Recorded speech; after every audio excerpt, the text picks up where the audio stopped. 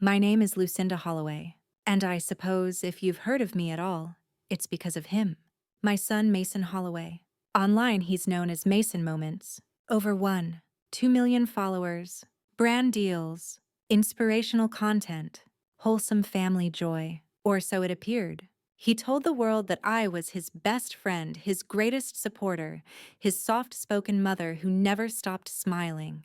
What he didn't tell them, what they never saw, was the silence after the camera stopped rolling. Mason and I used to be close in the way a single mother and an only child often are. After his father died when he was 10, it was just the two of us. We played Scrabble on rainy Sundays, made pancakes together every second Saturday. He was a smart boy, creative and restless, always inventing games or making up stories to entertain the other kids in class. I never imagined the thing he loved most, attention, would become the thing that broke us. When he started his influencer career, I thought it was silly, but harmless. He filmed book reviews, morning routines, smoothie recipes. He called it lifestyle content. Fine. Then it became relatable family content and he began filming with me. A joke here, a reaction there. It was fun. Intimate. I thought, why not? He's happy again. And then the ring light arrived. It stood taller than him, an eerie halo of cold light that cast everything else into shadow. He positioned it in our living room, moved the furniture around. Just until I hit 100K, he said, then I'll get a studio. He never moved it. The first video that went viral was a clip of me forgetting the name of a TikTok trend. Mason captioned it, "Boomer, Mom struggles again," and added sad piano music for laughs. It exploded. 5 million views. People commented, "She's adorable. Protect this mom at all costs. Reminds me of my Nana." I didn't mind. Until he told me to forget on purpose. "Mason, I don't want to fake being dumb." "It's not dumb, Mom. It's content. Just pretend you don't get it. It plays better." So I did. What started as playful quickly shifted into script. He'd hand me a cue card, whisper lines, make me wear silly hats. Once he asked me to prank call the pharmacy and pretend I didn't understand how to order my prescriptions. I said no. He didn't speak to me for 2 days. 2 days of silence in our own house. He'd film meals without me, laugh on camera with a friend he paid to come over, and make content about how Mom's out sulking again. His fans commented, "She's probably moody, old people get like that. I hope she's okay. She's lucky to have a son like you." He was always watching the comments. Not my face, not my heart, just the likes. One day, a brand asked him for a Mother's Day collab. He pitched a video of me crying as he surprised me with a necklace. I wasn't crying. I didn't want to cry. So before filming, he told me I couldn't eat breakfast. My face looked too puffy and cheerful. "If you're hungry, think about the check we're getting." He smiled when he said it. That made it worse. I looked at myself in the mirror that day. My cardigan was clean but sagged slightly at the shoulders. My skin had grown thinner. I noticed how my eyes, once bright, curious, were glassy now with fatigue. But more than that, they looked hollow. I wasn't performing anymore. I was surviving. One night, after filming a wholesome dinner night with Mom, he went upstairs to edit. I sat in the kitchen in the leftover light of the ring and listened to the hum of the fridge. The food in the video, we threw most of it away. He said it was cold by the time the second take was done. That was when I knew something was wrong. Not just with him, but with me. Somewhere along the way, I had agreed to become background noise in my own life. But what shook me the most wasn't the fake smiles or the silence. It was the night I found a message request on my phone from someone named Clara. "Hi, I know you don't know me, but I used to work with your son on his early content. I left because I couldn't handle how he talked about you off camera. If you ever need help, I'll be here." I didn't reply. I didn't know how, but I saved the message. And for the first time, I looked at the ring light not as a source of control, but a spotlight. And perhaps it could be used for truth. So before you sit down and listen, take a moment to like the video and subscribe to Grace's Truth. Because this story isn't just about betrayal. It's about performance, silence, and how sometimes the most dangerous weapon isn't a knife or a lie. It's the edit button. Mason called it a morning shoot. To me, it felt like a dress rehearsal for a lie. Mom put on the green cardigan. The one with the coffee stain is funnier. It's not clean. Exactly, he smirked. Makes it more real. I stood in the hallway, fingers tightening around the fabric. I used to care about looking neat. Now I was dressing for irony. He'd already set the scene. Eggs sizzling in a pan, we weren't going to eat toast burned for comic effect. A juice spill carefully placed near my chair. The script was a classic mom fails at breakfast sketch. All I had to do was walk in, forget where the forks were, spill the juice again, and sigh. Oh, Mason, not this again. I performed like a puppet. Take after take. You didn't sigh dramatically enough, he said after the fourth shot. That's because I'm tired, Mason. He lowered the camera. Well, I'm tired of telling you how important this is. I'm paying the bills here. You want heat this winter or not? That was the moment I felt it fully. I was no longer his mother. I was his asset. He posted the video with the caption, "Breakfast with Mom. Why is she like this, bless her heart?" The comments poured in. She's so cute, OMG. I'd die for her. I wish my mom was this sweet. I wanted to scream. I'm not your sweet meme. But I didn't even whisper. Later that afternoon, I caught him practicing his laugh in the bathroom mirror. He didn't see me watching, but I stood there quiet behind the half-closed door. He was adjusting his posture, testing facial expressions. No, that's too fake. Try again. Smile softer, widen the eyes a little. There. Click. Click. Re-record. It was a ritual. A digital baptism. Cleansing truth into something brandable. When he noticed me, he barely blinked. Content is king, Mom. Authenticity is just good lighting and repetition. I said nothing. But I began to wonder, what am I to him, really? A few days later, we were filming in the backyard. He'd bought balloons, gaudy gold ones that read 500K. We were to celebrate his milestone by having me accidentally let go of the balloons. It'll be hilarious, he said. You know, like you're confused again. That word again bit into me. He handed me the string. Drop it on 3. Don't forget. I almost didn't. Not the balloons, his face. The way he looked at me wasn't how a son looks at a mother. It was how a director looks at a prop. And when I dropped the balloons right on cue, he didn't even thank me. He shouted at the drone operator to get a better aerial shot. I walked back inside. Alone. That evening, I opened the fridge and saw the same thing I saw most nights. Leftovers from shoots, wilted greens, 3 takeout containers from last week's fake mom's home cooking night. I microwaved rice. No salt. No butter. Just hot and plain. Mason had used the last egg for a protein sponsorship. He came in mid-bite. What are you eating? Rice. That's not on brand. I turned slowly to look at him. Excuse me. You can't eat sad food, Mom. If you're not gonna make an effort, then don't be visible. Go eat in your room next time. I held his gaze. He didn't blink. He meant it. The next shoot was a surprise vacation reveal. He filmed me opening an empty suitcase and pretending to pack for a fictional cruise. We can't afford an actual trip, he whispered. But if this video pops, maybe a brand will sponsor one. So we lied. Again. And people ate it up. Your son is amazing. Look at her face, so happy. Family goals. I wasn't happy. And it wasn't a vacation. But I was starting to understand how little that mattered in the world we were feeding. One night while doing laundry, I found one of Mason's old notebooks from middle school. Inside, in big crooked letters, was a story titled, "The Boy Who Disappeared Behind a Screen." It wasn't long, just 5 pages with drawings of a boy shrinking smaller and smaller every time he looked at his phone until he vanished entirely. There was a line near the end that broke me. He thought people loved his videos, but nobody even remembered his name. I sat on the cold laundry room floor and cried for the first time in months, not for me, but for the boy I used to know. The one who played Scrabble and drew monsters with pencil crayons. The boy who once said, "You're the best mom in the world." Now I was just his character, and he was just my jailer. It was around then that I started planning something. Not revenge, not yet. Just preservation. I began to journal again. Not on paper, he'd find that, but in my mind. Little mental snapshots. The time he yelled at me for wearing too bright a dress. The day he locked the fridge to keep me from snacking before filming a health journey video. The moment he told me, "If you keep looking tired, I'll start casting someone else to play you. Play me," as if I were a role. That night, I found a tiny microphone in a tech drawer. He'd bought it for a sponsorship and never used it. I tucked it into my cardigan sleeve. If Mason wanted to film everything, so could I.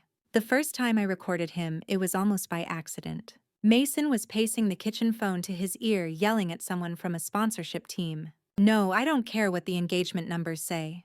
If she doesn't start looking more frail, it's not going to feel urgent. Make it about aging parents. People eat that stuff up.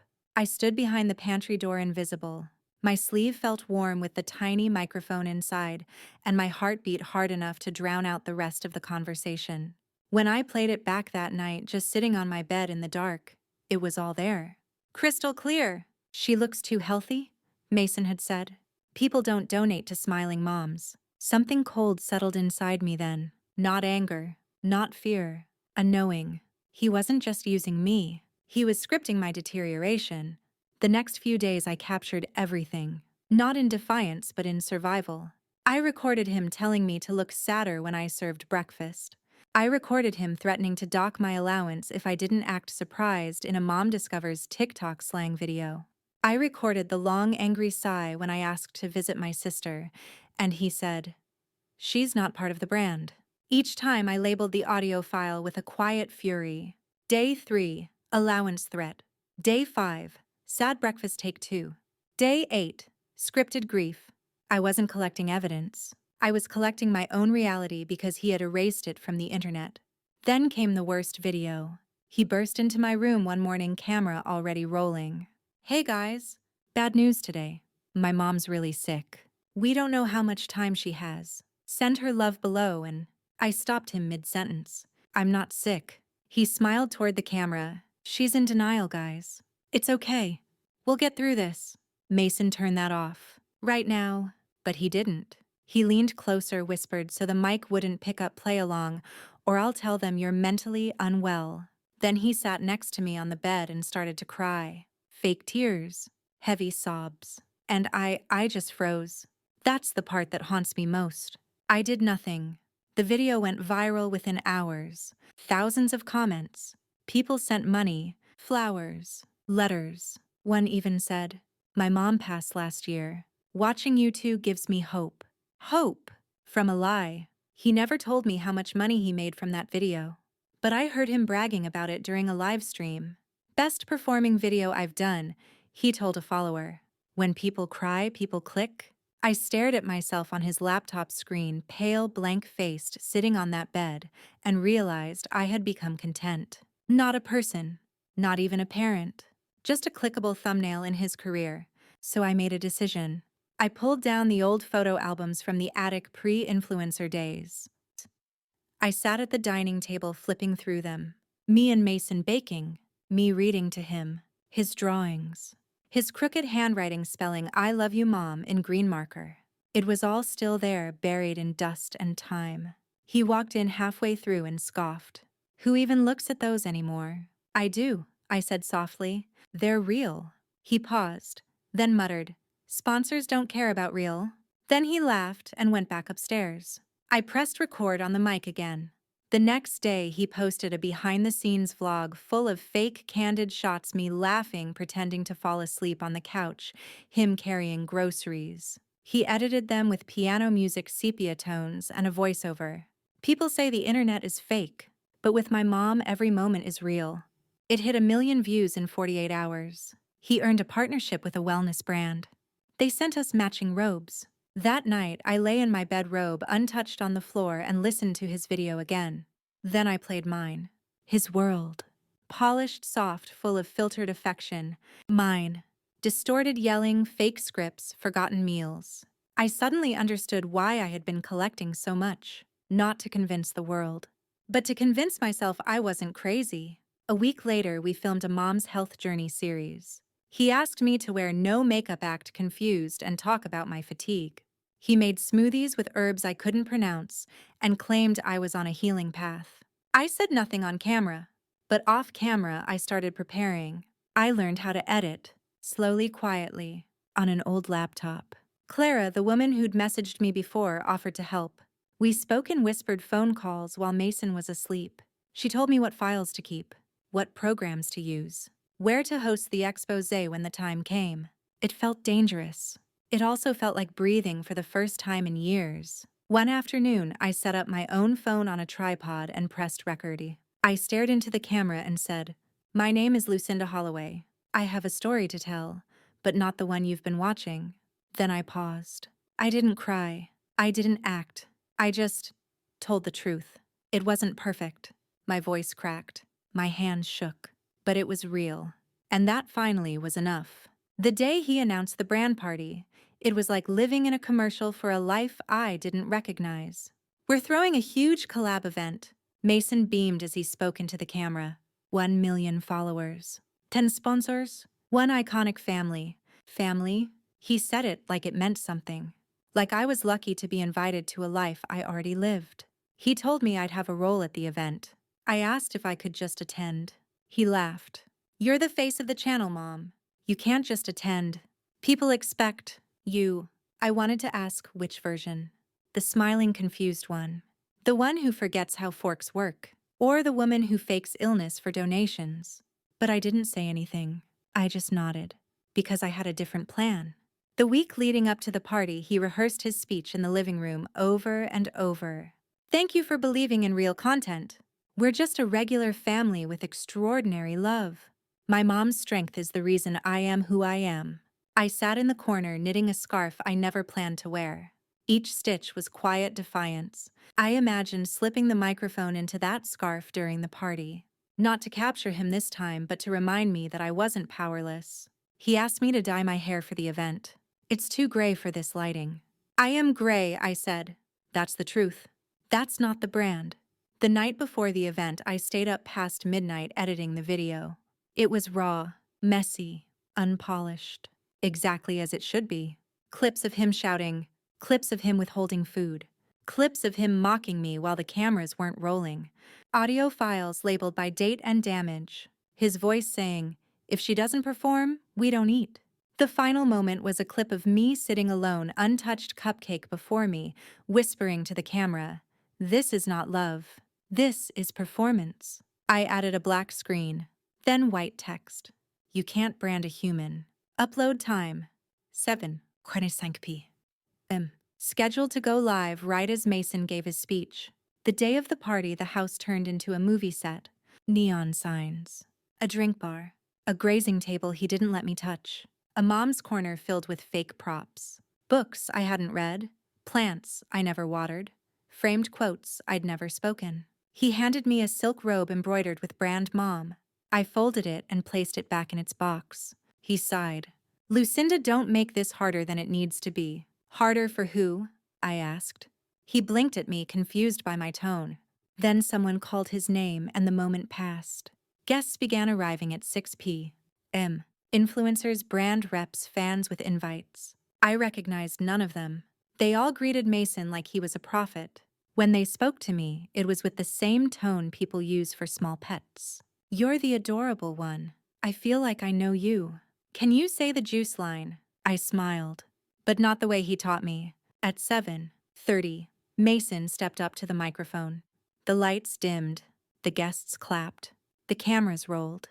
He began, "My name is Mason Holloway, and this is our story." I stood in the back, heart pounding, hand gently touching the scarf around my neck. Not because of the mic, but for strength. The lights flickered. My stomach twisted. Then, it happened. The screen behind him, set to display a highlight reel, glitched for a second. Then it faded to black. And my voice began to play. "My name is Lucinda Holloway. I have a story to tell, but not the one you've been watching." Every head turned. Mason froze. "What is this?" he muttered. My face appeared on the screen, softly lit, no filters. Then clips. The yelling. The commands. The manipulation. His voice. His words. His cruelty. Gasps filled the room. One sponsor rep stood up and walked out. Another whispered something into her phone and shook her head. Mason tried to speak into the mic. "It's fake. She's lying. This is edited." But the damage had been done. And unlike his content, this was real. I walked out before it ended. Not in shame, but in peace. Outside, the sky was the color of steel. Cold but open. I got in the cab Clara had arranged for me. The driver looked in the mirror. "You're her, aren't you?" I hesitated. I'm just me. He nodded and drove. The internet responded in waves. At first it was confusion. Was the expose real? Was this performance art? Was it content? But within hours the reactions shifted. People began to listen. Clips of Mason yelling circulated across platforms. Commentary channels reacted. Reddit threads dissected every frame. Journalists picked up the story. The hashtag started trending. Justice for Lucinda. Influencer exposed. Mom is not content. I stayed quiet that night. No interviews. No tweets.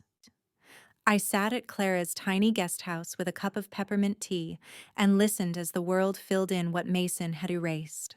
That night, she brought me her laptop. Your video has 2 million views. And growing.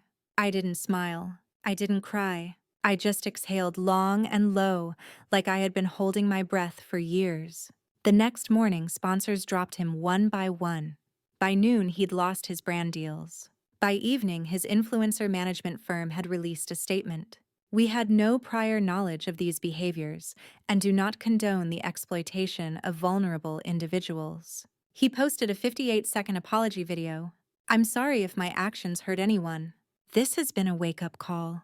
It was all passive voice. He never said mom. He never said abuse. He never said forgiveness. And still thousands of his fans rallied to defend him. People mess up. She probably edited it herself. Old people just don't understand content culture. But there were others too. People like me, people like Clara, and people like Beth. Beth messaged me that night. She wrote, "My daughter filmed me without my consent and made fun of me online. I thought I was alone. I'm not. Thank you." Her story was different. But the ache was the same. I answered her. Then answered 20 more. Mothers, grandmothers, elderly aunts, even fathers. People who had become backdrops in someone else's digital performance. For every 1,000 clicks Mason had gathered from false smiles, the truth gathered people who were awake. 2 days later, a reporter called. She wanted to interview me for a feature on elder exploitation in influencer culture. I'm not a victim, I told her. I'm a witness. Of what? Of how easily love becomes branding. She quoted me on the front page. I was invited to speak at a panel 2 weeks later on digital ethics and family rights. I wore my own clothes, styled my own hair, and when I took the stage, I brought the scarf with the hidden microphone sewn inside. I used to think silence protected peace, I told the audience. But silence can also protect pain.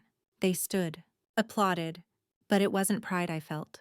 It was something quieter, surer, presence. Mason went quiet online. His last post was a black screen with a caption, "Taking time to reflect. Thank you for the journey." The comments split down the middle. Some mourned his absence. Others called for accountability. A few, very few, tagged me. You are always the best part of his channel. I hope Lucinda is okay. She deserves her own voice. But I didn't return to the screen. Not that way. I started writing again. Not posts. Not captions. Just thoughts. I wrote letters to my younger self. I wrote poems to mothers who felt unseen. I wrote one line I couldn't stop repeating. I am not content. Clara printed it on mugs. She sold out in a week. I told her I didn't want the money. She said, "This isn't about money anymore." She was right. One evening, while walking through the park near her place, I saw a young woman filming her child climbing a jungle gym. The kid slipped and scraped his knee. The woman dropped her phone immediately, held him close, whispered softly. She didn't film the crying. She didn't caption the pain. She comforted. And in that simple act, I saw the world I still believed in. A week later, Mason sent me an email. Subject: I'm sorry. He said he didn't recognize himself. Said the pressure got to him. Said he didn't mean to become that. He didn't ask to meet. Didn't ask for forgiveness. He just wrote, "I hope you're okay." I didn't respond. Not because I hated him, but because silence this time wasn't a cage. It was a boundary. The last thing I uploaded was a voice recording. No video. Just me speaking softly without a script. If you're watching this, it means you saw the truth. I'm not here to build a brand. I'm here to tell you that your dignity is never for sale. You are not entertainment. You are not content. You are a human being. And you matter. I uploaded it. then closed the laptop, and stepped outside. The apartment I moved into wasn't glamorous. A small second-floor walk-up near Clara's neighborhood, with creaky floorboards and faded wallpaper that smelled faintly of lemon and thyme. But it was mine. No ring lights, no props, no script tape behind the camera. Just a bookshelf, a kettle, and silence. I chose not silence imposed. I spent my first few days cleaning with no deadline, rearranging dishes with no camera angle in mind, folding laundry without needing a performance arc. There's something sacred about not being watched. You begin to remember yourself. People online kept searching for me. Where is Lucinda trended briefly when I didn't appear on any follow-up podcasts or documentaries. But I wasn't hiding. I was healing. I joined a small community group for women, over 60 writers, gardeners, painters, mothers, some estranged from their families, some grieving losses. Words couldn't hold. They didn't know me from a trending video. They knew me because I showed up. And I listened. One afternoon during a journaling session, the topic was, "What is something you wish someone had said to you 10 years ago?" I wrote, "You don't have to perform love to be worthy of it." That sentence stayed with me. A month later, I got an envelope in the mail. No return address. Inside was a printed screenshot of a comment on Mason's now-deleted apology video. I used to think he was the perfect son. Now I realize how easy it is to stage perfection. Thank you, Lucinda, for being brave enough to tell the truth. You made me call my mother today. There were no signatures. But I read that line again and again. You made me call my mother today. Clara encouraged me to speak more publicly. Use your voice to help other women. But I hesitated. I wasn't interested in becoming the opposite of what Mason was. I didn't want to monetize healing. I didn't want to brand recovery. I didn't want to become another product in the market of virtue. Still, there were stories inside me that wanted air, not for content, but for connection, so I started something different. Every Friday in a borrowed room at the local library, I hosted Letters Never Sent, a writing circle for older women who had something to say, but no one left to listen. The first week, 3 women showed up. By the 6th week, the room was full. Some read letters to their late husbands, some to daughters who no longer called, some to themselves.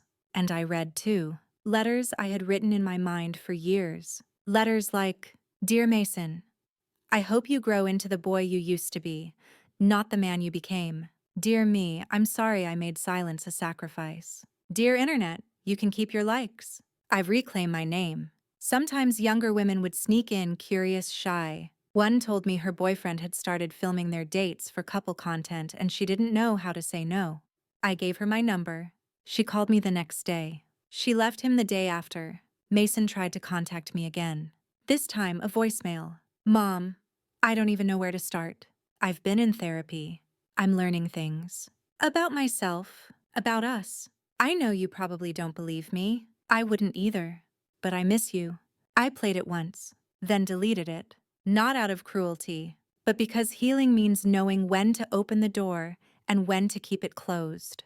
I still keep the scarf, the one with the hidden microphone. Not as a weapon, as a reminder of the day I stopped letting someone else tell my story. And in quiet, unscripted moments when I water the herbs on my windowsill or stir sugar into tea without checking the lighting, I sometimes speak out loud to no one in particular. I'm still here, not because of the clicks, but in spite of them. And it's enough. The letter came on a Thursday. No email, no DM. A real physical letter, handwritten the way people used to write, when words still had weight. "Lucinda, I've been thinking of you. A lot. I miss how things used to be before the views, before the money, before I became whatever I became. You didn't deserve any of it. And I don't know if I deserve forgiveness, but I do know I'm sorry. Truly. Mason." I read it once. Then again. I turned it over looking for something else. A next step. A plan. A plea. But there was only a single postscript in smaller handwriting. P.S. I started therapy. I mentioned you in every session.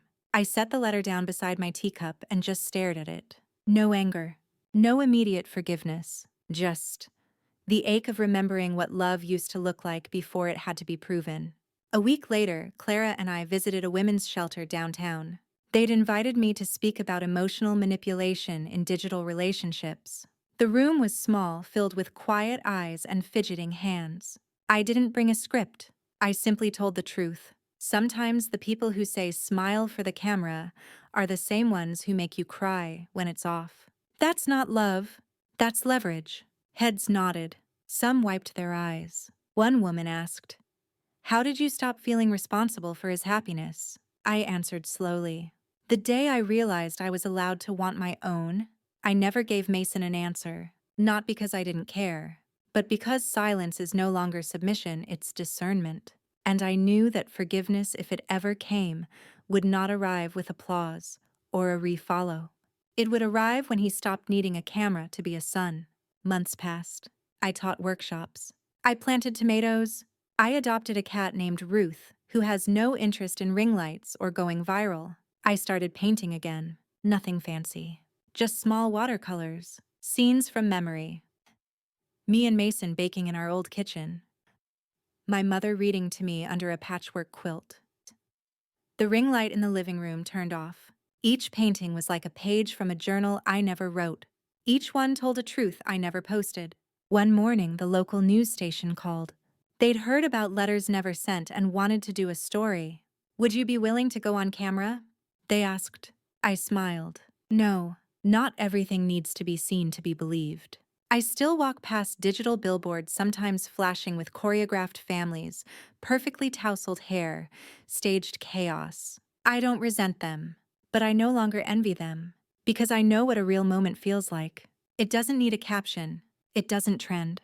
It just is. One afternoon, as I was closing the library door after a writing circle, I saw a teenage boy filming his grandmother as she tried to dance. He wasn't mocking her, just capturing something joyful.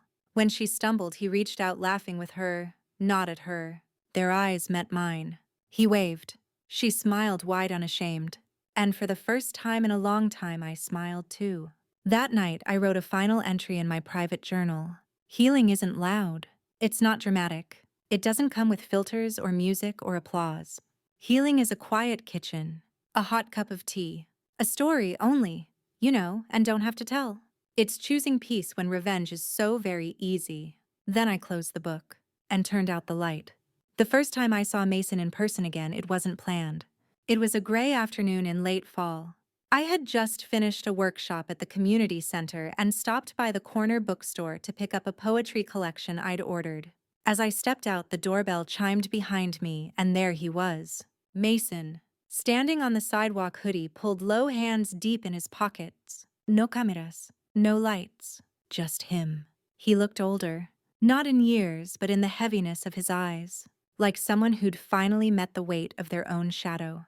"Hi, Mom," he said quietly.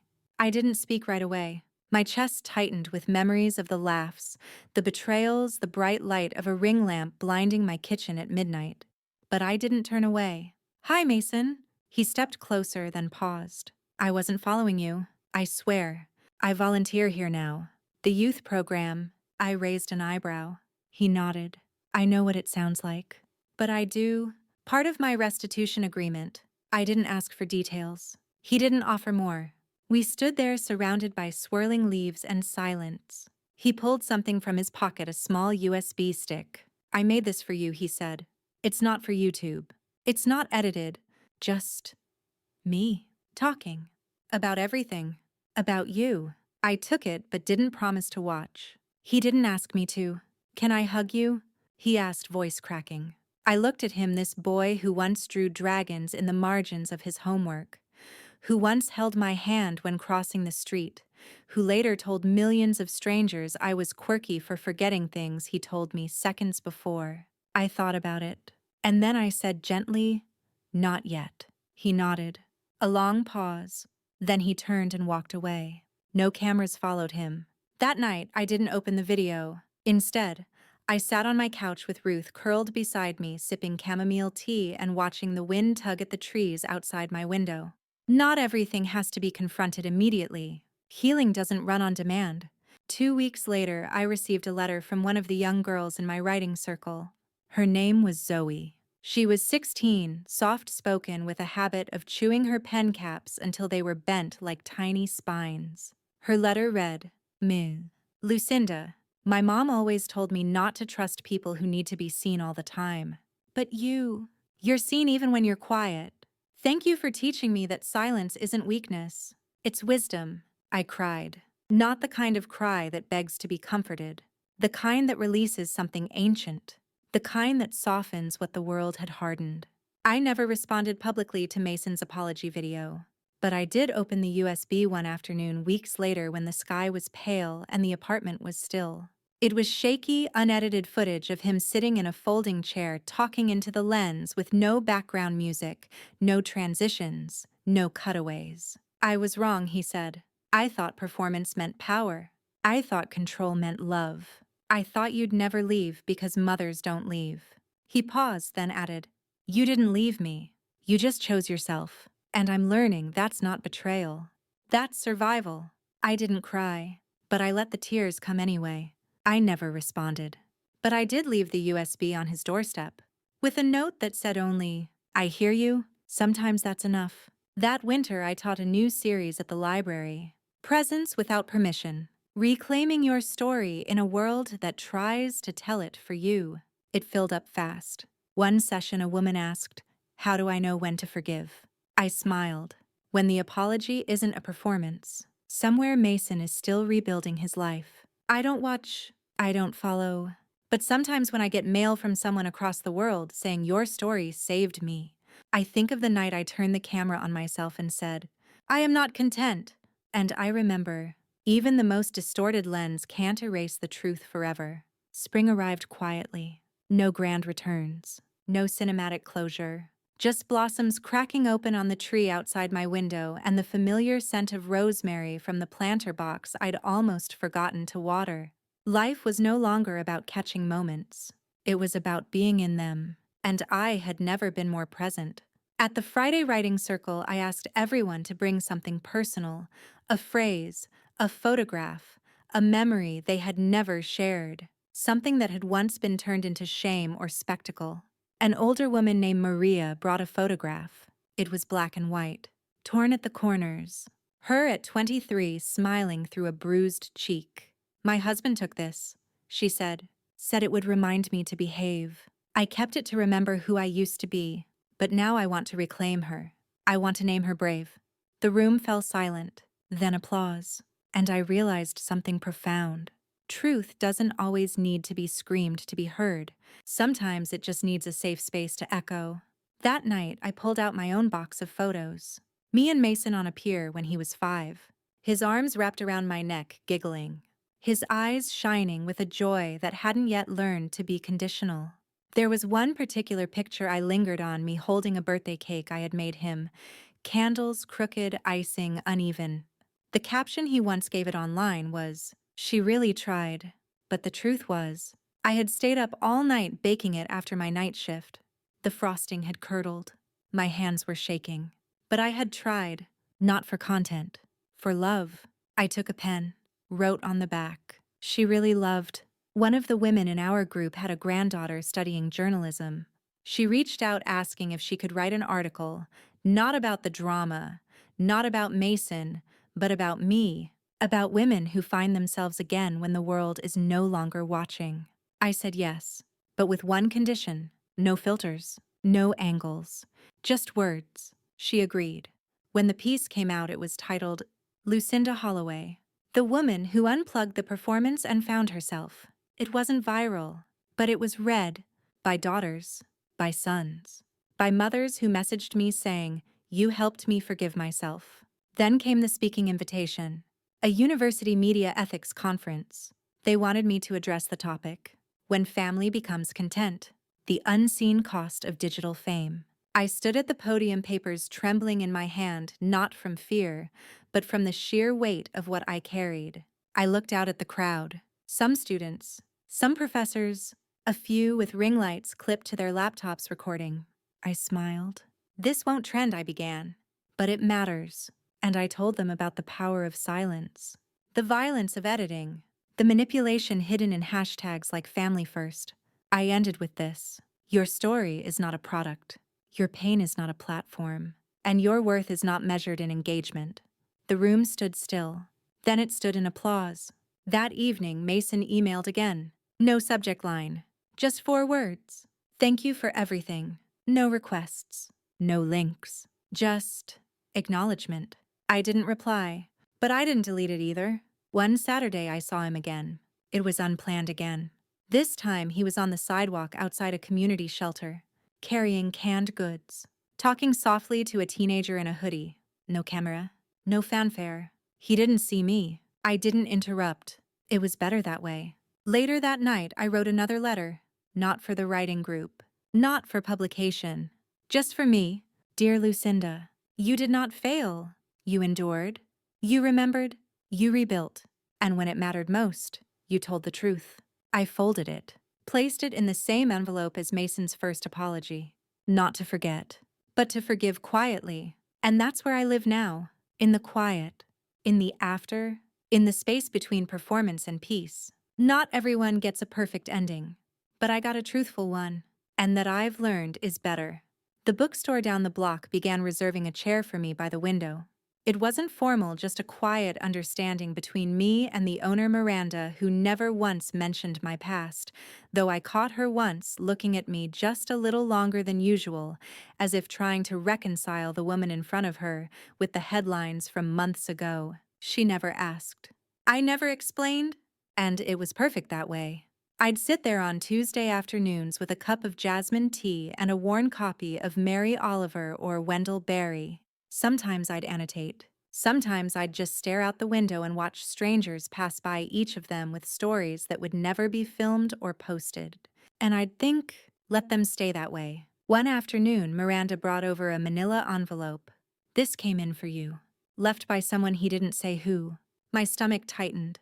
I waited until I was alone to open it. Inside, a printed photograph.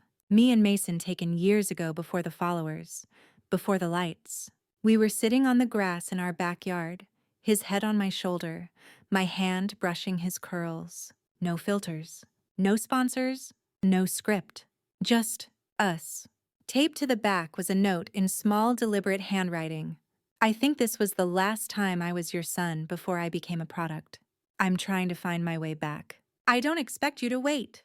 There was no signature, but it didn't need one. That night, I didn't feel sadness. I felt grief. Grief is not the same thing. Sadness says, this is bad. Grief says, this mattered. And it did. He did. At Letters Never Sent, I shared a new piece. A short letter, no preamble. Dear boy I raised, if you are still looking for the version of yourself who used to giggle in his sleep, I hope you find him. He was worth loving. And so are you. The room was quiet afterward. Not out of discomfort, but reverence. We weren't just sharing words anymore. We were writing each other into being. A month later, I began volunteering with a group that helps adults recover from digital exploitation, former child influencers, seniors who had been manipulated into scams, partners coerced into relationship content. It was hard work, messy, uncomfortable, but it felt honest. One woman, Rose, said during our second session, I used to think being seen was the same as being loved. I nodded. It's not. Being seen can be addictive, but being loved? That's quiet. It doesn't ask for proof. A podcast host reached out, said she wanted to do a feature on me. It would help so many people, but I said no. I've told my story, I said. Now I help others tell theirs. Won't you reconsider? I smiled. Healing is not an arc. It's a circle, and mine is closed. That spring, I painted my front door a deep, hopeful blue. On impulse, I added a small brass plate, etched into it. No filming inside. It made me laugh. Clara loved it. Mason didn't send more letters. But sometimes I'd hear from someone connected to him, someone at the shelter or a friend in the ethics program he now attended. He's quieter these days, one said. More present. I never asked for more. It was enough to know the light had shifted. One evening, I returned home to find a small package on my doorstep. Inside, a single Polaroid, a potted plant newly watered, a cat curled beside it, a book titled Healing is a Verb propped open on a coffee table, and on the back, written in careful cursive. You taught me how to be off camera. Thank you. No name. Just truth. I placed the photo on my bookshelf beside my journals. And then I made tea. Fed Ruth. Watched the wind nudge the leaves. And whispered aloud to no one but myself. I was never content. I was the story. I was walking through the weekend farmer's market canvas bag on my shoulder, the scent of warm bread curling through the air when I heard someone say it. That's her. Just a whisper. A small voice unsure. I didn't turn around. Not because I was afraid, but because I didn't owe curiosity anything anymore. Another voice followed. Is it really? I kept walking. Picked up a jar of local honey, smiled at the vendor, paid in cash, left. Fame lingers like smoke after a fire. It no longer burns, but it leaves something in the air. Back home, I sat by the window and watched the clouds form shapes I could almost name. I thought about all the ways my story had traveled through phones and headphones, through captions and commentary, and how few people ever reached out just to say, "Are you okay?" But then I remembered those who did. Beth, Zoe, Clara, the women at the writing group, the strangers who didn't want content but connection. And I thought, that's more than enough. A letter arrived the next morning. Typed. Simple. No header. No drama. Hi, Mom. I hope this doesn't upset you. I don't want anything. I'm not here to fix things quickly. I know I can't. But I started attending a group for people who've harmed others. One of the exercises was writing a letter without expecting a reply. So here it is. I remember the smell of your banana bread. I remember the sound of you reading Charlotte's Web in one breath. I remember your hands when I had fevers. I'm sorry I turned you into a stage. I hope one day you remember me without flinching. There was a return address, but he didn't ask me to use it. I folded the letter carefully, placed it in the same box with the others, and I sat still letting it exist.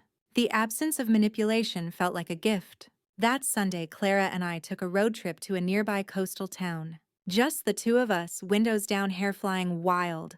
We listened to old jazz records and talked about everything except the past. We stopped at a small seaside inn with creaky floorboards and floral curtains. There, I watched the ocean for hours. No phones, no audience. Just salt in the air and the strange peace that comes from having lived through something that tried to unmake you. I wrote in my journal that night, healing isn't linear. It folds and bends and circles back on itself. But it moves always. Sometimes toward others, sometimes toward yourself. I closed the journal, put it on the nightstand, fell asleep to the sound of waves that didn't need to be posted to matter. A month later, I got a package from a nonprofit that helps families recover from emotional coercion in digital spaces. Inside was a book.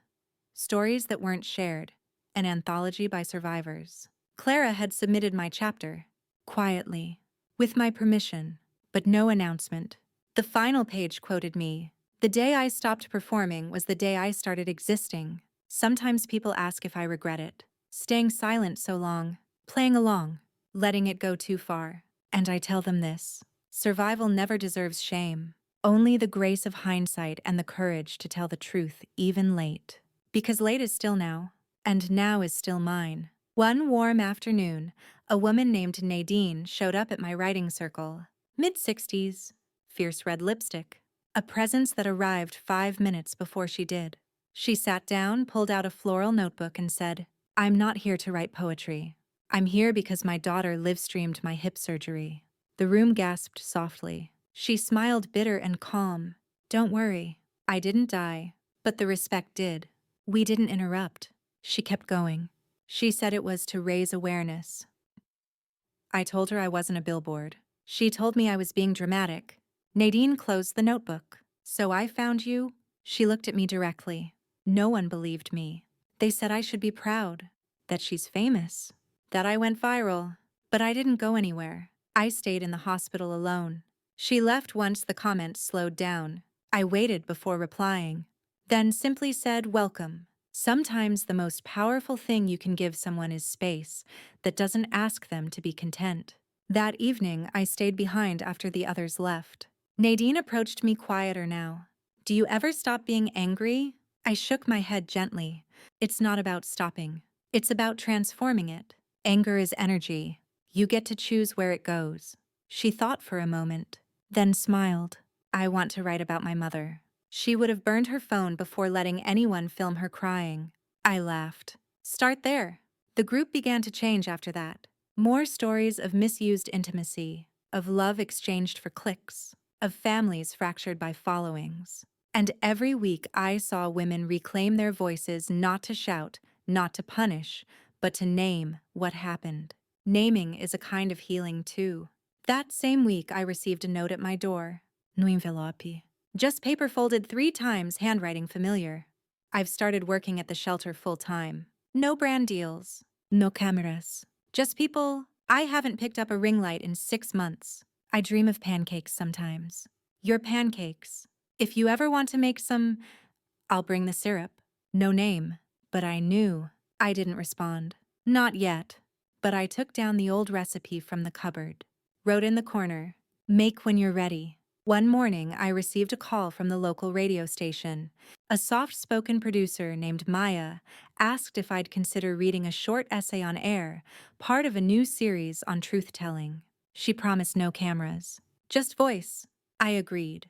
When the day came, I sat in a small studio headphone, snug microphone close and read, "Some stories never go viral. They unfold quietly over casseroles and silence. But those stories, the ones not packaged or pitched, are often the ones that save us." I paused, let the silence hold, then added, "We were never meant to be content. We were meant to be witnessed." That recording was shared not millions of times, but deeply. People messaged the station. People shared the words in grief groups, in support circles, in places where views didn't matter. Maya called me the next day. She was crying. "You have no idea what you've done," she said. I told her, "That's the point. I don't need to." Later that week, I passed by a street artist painting a mural. A woman seated at a kitchen table, ring light unplugged beside her, holding a cup of tea. Her face calm, her eyes unflinching. Beneath it, the words, "No more retakes. This is me." I stopped, took a deep breath, and walked on. Not because I wanted to leave it behind, but because I had finally arrived. Winter returned quietly, not with storms or declarations, but with early shadows and the hush that descends on a street before snow. I welcomed the stillness like an old friend. Clara brought over soup every Sunday. The writing group now met at the library's upstairs room. It had grown too big for the back corner table. Nadine brought muffins and sharp opinions. Beth brought her granddaughter once, and the girl cried after reading a letter she'd never dared to send. We were no longer just women with stories. We were witnesses to one another. And in that, witnessing something sacred bloomed. Mason hadn't written again. And still I thought of him. Not daily, not painfully, but occasionally, like a song you once played on repeat now, echoing faintly through the walls of another room. Somewhere along the way, the ache had softened into a shape I could hold without bleeding. That December, the library asked if I would contribute a piece to a winter reflections display. The theme was, "A letter to the version of you that survived." I sat at my table late into the night, candle flickering, cat curled on my feet, and I wrote, "Dear me, you were never made to be edited. You were not created for captions. You do not owe anyone the softened version of your truth. They took your light and filtered it, but you held a match in the dark and remembered where the fuse was. You survived the harvest of your silence. And what grew in its place was sovereignty." I signed it simply, Lucinda. The piece received more responses than anything they'd displayed before. A woman left a note beside it that read, "I didn't know I was allowed to say no. Thank you for saying it for me until I could say it myself." One evening, Clara and I were having dinner miso soup, too much seaweed, not enough tofu, when she said, "You know, you could write a book, not a memoir, something bigger, a guide for others who've lost their voice." I laughed. "Who would read that?"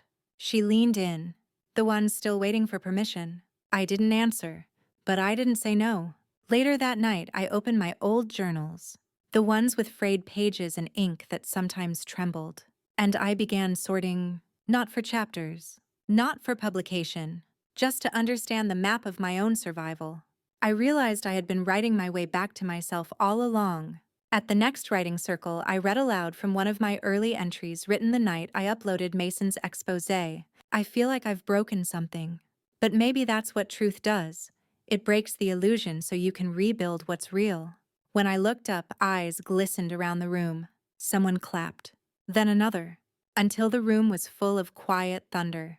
Nadine approached me after, "Do you think people like your son ever really change?"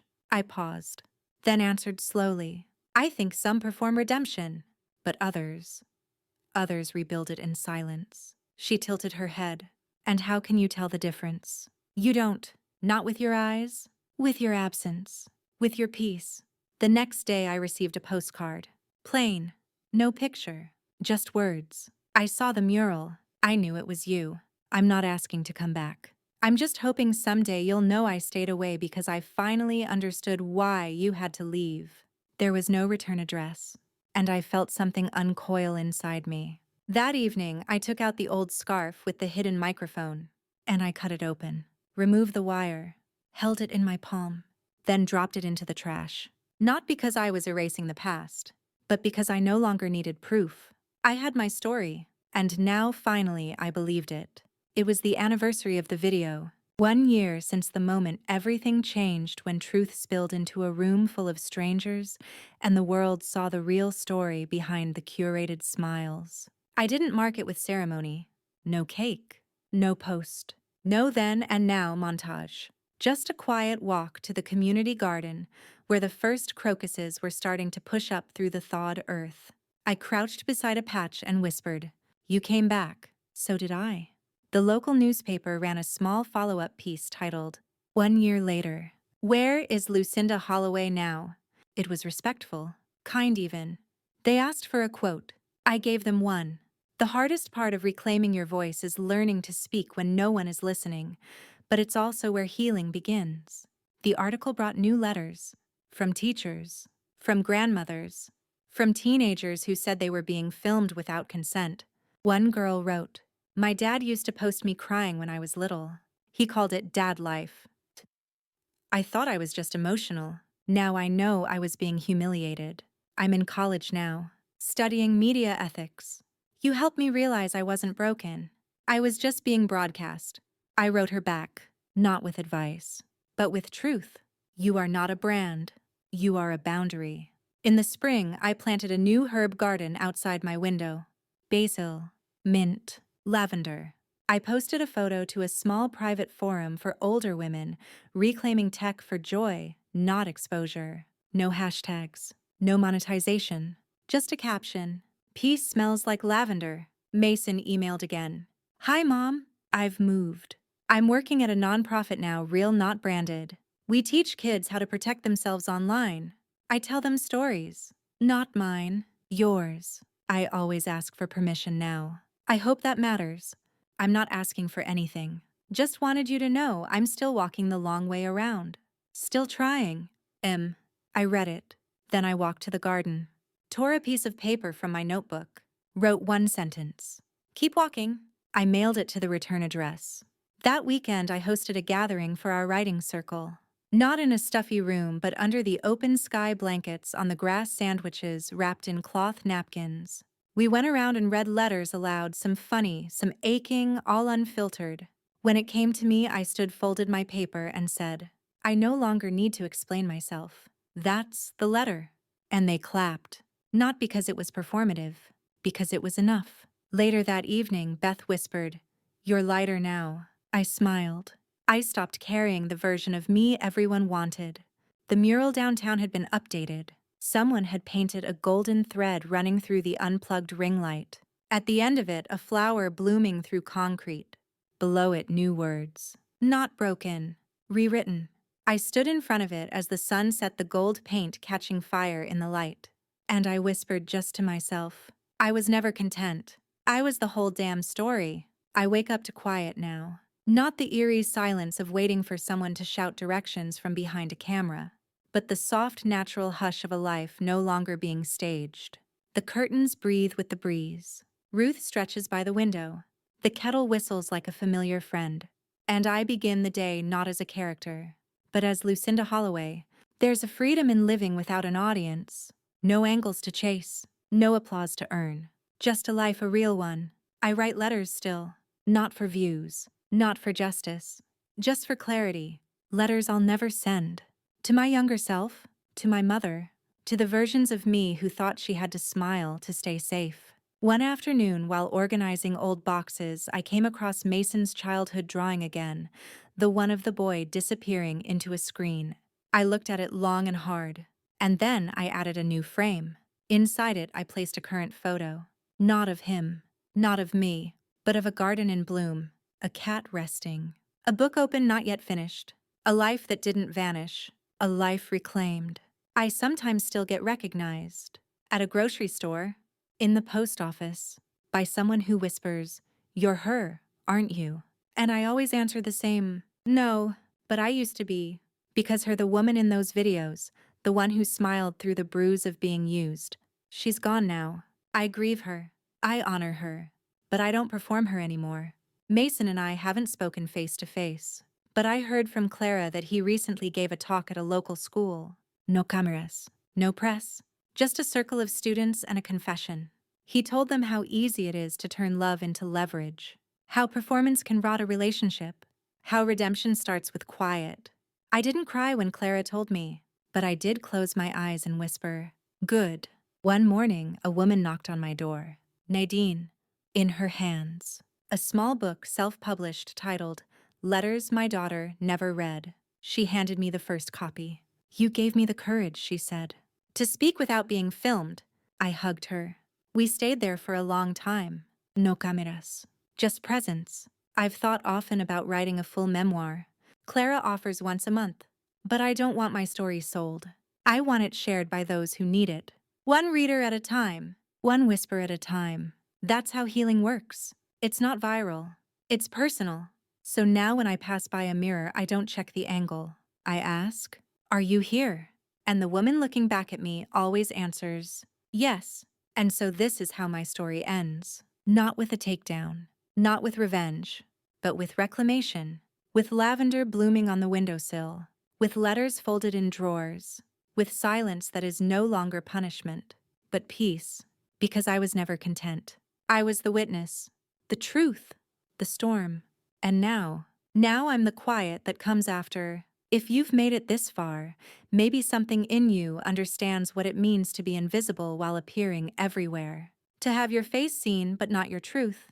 To be praised for wholesomeness, while slowly unraveling beneath the weight of someone else's version of you. I was a mother, then a meme, then a mirror that showed people what they wanted to see. But I survived, and survival isn't just waking up. It's choosing yourself even when no one claps for it. I didn't expose my son to destroy him. I exposed the silence that so many of us endure. Because what happened to me is not unique. Women are edited every day, cropped, filtered, captioned, then discarded when they don't fit the narrative. But let me tell you this. You are not a plot device in someone else's story. You are the author. And even if you've been written over again and again, your truth still breathes beneath the ink. So if you're watching this wondering if it's too late to step out of the frame, it's not. If you're wondering whether your silence was complicity, it wasn't. It was survival. And if you're wondering whether the world will listen when you finally speak, it might. It might not. But you will. And that's enough. Let them keep the applause. Let them chase the content. You chase your peace. And when the world grows quiet enough, you'll hear your own voice again. And you'll remember, you were never made to be seen. You were made to be known. Thank you for listening. Lucinda Holloway.